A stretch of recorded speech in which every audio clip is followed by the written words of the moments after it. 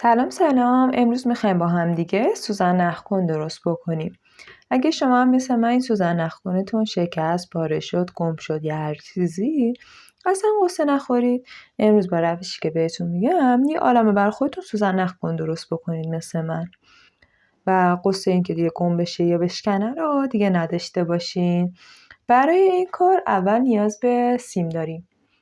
حالا از این سیم ها توی خونه همه فکر میکنم پیدا میشه، نشدم یه تیکه بریم بخرید و به این طریق از هم دیگه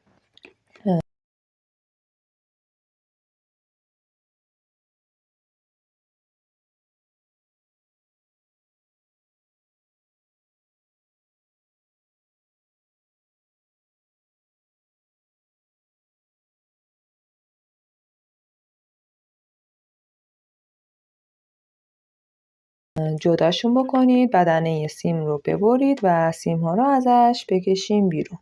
اینجوری الان یه عالمه سیم داریم. حالا یکی از اون سیم ها رو اینجوری الان یه عالمه سیم داریم.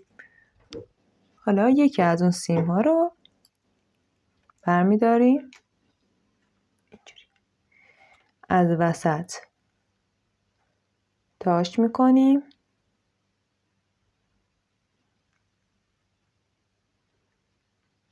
و حالا این دو سر رو یا به هم با چسب بچسبونیم یا یه کاغذی چیزی یا با یه کامبا یا مثل من از این توپکا بذارین تهش و چسب بزنین که ازش در نیاد و گمم نشه. موقع بیرون کشیدن کاموا هست داخل سوزنم دستتون لیز نمیخوره.